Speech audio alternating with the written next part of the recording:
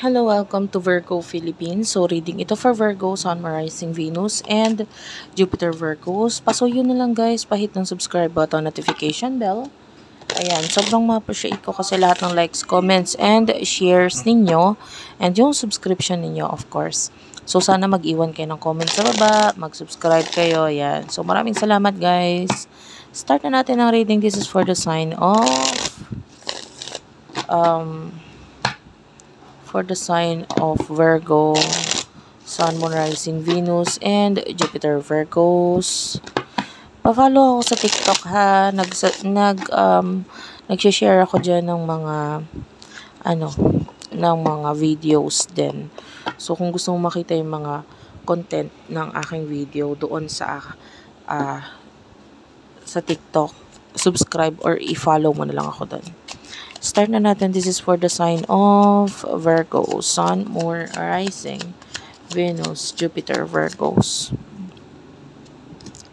You do have here the Empress, Four of Swords, Temperance. Wow. Bottom of the deck is the Queen of Wands. Natatawa ako sa'yo, no? Kasi bakit? Meron ka kasing energy na parang ang daming naaakit sa'yo nang hindi mo namamalayan. Maraming natutuwa or nagigiliw or naa-attract ka ng mga tao na hindi mo namamalayan. With the Temperance, pwedeng basta busy ka lang, ginagawa mo yung mga bagay na masayang ginagawa mo, or maybe it's a kind of hobby or something, you're just doing your best, no? Pinapakita mo lang yung best mo, hindi para mang-impress ng tao or mga tao. You're showing this para sa sarili mo. You want to create something very beautiful, and hindi naman ibig sabihin ito ay nangi-impress ka na. Basta you're just doing your best. Ngayon, with the Four of Swords, nakikita natin dito yung pagkikare mo sa sarili mo. Some of you, pwedeng nag-i-skincare ka pa nga, taking care of yourself. If you are currently doing something sa sarili mo, siguro hindi ka nagmamadali regarding that. Yung iba, hindi ka nagmamadali na magpaganda sa sarili mo, babae man or lalaki, or ma-achieve itong body, yung iba nagda-diet or kung nagpapataba, yan pwede rin. Pero hindi mo ito minamadali. You're just enjoying whatever you are doing right now kasi ang priority mo hindi para magpa-impress. Diba? Maybe in the past kasi ganun kang klaseng tao. Magda-diet ka, papaganda ka kasi may pinai-impressan ka. Pero ngayon hindi. Ang iniisip mo ay basta gusto ko lang gawin to. Ini-enjoy ko lang yung mga every moment habang ginagawa ko to. And then you are the Queen of Wands. I see you as a good advisor. Ayan, magaling ka mag-advise. Ten of Cups. Do that with regards to your family. Ngayon yung time na magandang ilabas yan. Yung galing mo sa pag-advise. For some of you, pwedeng makatulong ka sa kanila sa pag-advise financially. Or, pwedeng mag-benefit ka rin out of this. Hindi ko sinasabing iskamin mo yung family mo or what. Pero maybe this is the right time na maybe if you do have online business, pwede mong sabihin sa kanila, yung online business ko maganda. Kung gusto mo, pwede kang mag-add ng products, ganyan, mamuhunan, and then ako nang bahala magbenta. Yung kind of like ganon. No, 'di ba? Ideas lang 'yan, guys.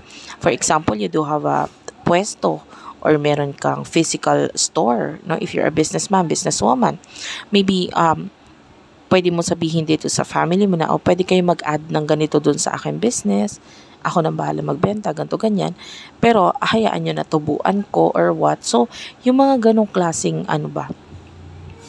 advice, pwedeng in order for you na makatulong ka na rin sa kanila, and out of this pagtulong, magbe-benefit ka rin naman. Okay?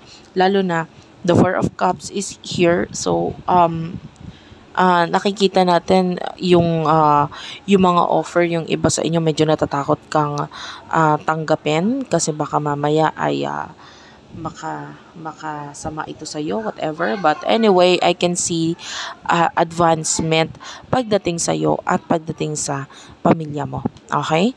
So anyway, punta tayo sa person na kakonect mo pagdating sa love. Who is this person? Nakakonect mo pagdating sa love. Okay, you do have here the... Wait lang guys.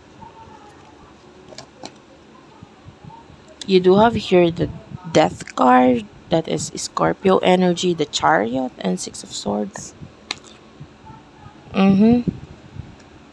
King of Wands is here. The King of Wands, naalala mo kanina yung nakuha natin sa bottom of the deck is the Queen of Wands. Now your person is the King of Wands. Maybe you are dealing with your soulmate, your twin flame, someone na nagmamatch ng energy mo. This person is like maybe gustong-gusto mo rin tong taong to or vice versa.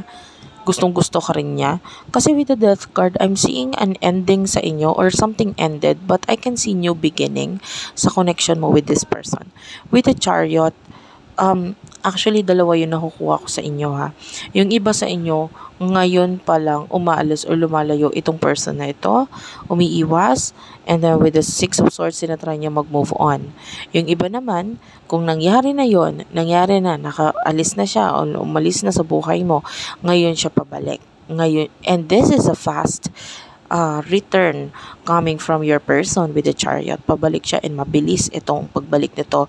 Kasi with the Six of Swords, pwedeng I don't know, more on balance na yung energy nyo. Maybe in the past, masyado siya natatakot sa kung ano yung mga pinapakita mo sa kanya, sinasabi mo. And then, maybe, if this is a twin flame connection, alam mo yan, kung kakonect mo ay twin flame, pwedeng masyado siya natakot sa kung ano yung mga pinagsasabi mo or what, or hindi niya kayang i-handle yung situation ninyo, kaya natakot siya, umalis siya, lumayo siya. Pero now, because wala ka nang pakialam sa person na ito, with the Four of Swords, wala kang movement na ginagawa, basta ini-enjoy mo lang, hindi mo minamabilis or minamadali ang connection ninyo, this time ang person na ito is pabalik sa'yo. Well, dalawa yung nabanggit ko, so sabi ko nga sa'yo, either paalis or pabalik itong person na ito sa buhay mo. Okay? So anyway, what is your emotions towards this person? Anong emotion mo para sa kanya? By the way, yung iba dyan, kung wala ka namang kakonect, this is not your reading ha. Huwag mo ipilit. Kung gusto mo nang ayaw mo ng love, meron akong mga videos nakalagay Virgo career. Doon ka na lang manood, okay? You do have here the World, the Queen of Pentacles, and the Three of Swords. I feel like for now, the Three of Swords, this could be this could be your connection with someone else. You could be dealing with other people, or maybe may third party na involved sa connection ninyo. And ito yung maaaring nagiging dahilan with the World kung bakit nagkakaroon ng pagkakalayo or separation. But with the Queen of Pentacles, sabi ko nga, more on career and money ang focus mo. Oo, nasasaktan ka pagdating sa third party pero in a way na parang nasanay ka na alam mo na sa ngayon hindi na masyadong masakit para sa'yo. Especially in this particular deck, itong Three of Swords is like a cake and it is like slicing a cake, no, yung energy dito. So, anong ibig sabihin nun? It is something na parang okay lang kahit may third party kasi mayroon naman ako nakukuha dito kay third party na ito. So, for some of you, kung may kakonek ka ng iba, or kung may kakonek kang iba, okay lang sa'yo na nandiyan si third party kasi hindi naman siya talaga totally walang silbi sa buhay mo. Okay? So, anyway, Page of Cups is here. So, there's this growth maybe between you and your other person. So, kung may kakonek kang iba, pwedeng may growth na nangyayari sa inyo. And both of you are liking this growth with the Sun. Nagugustuhan ninyo. Okay, kasi may mga malalaking pagbabago na nangyayari ngayon sa buhay ninyo. Especially pagdating sa usaping career, money. Ayan. So, anyway, sino to person na kakonek mo? Yung emotions naman niya. Okay, focus tayo sa emotions ng person for the sign of Virgo. Okay. Your person, you do have here the Two of Cups and the Moon. Wow. This person is dreaming about you. Napapanaginipan ka niya. And some of you yung connection ninyo nitong person na to is like pinamanifest talaga niya. Okay? And tell me about this.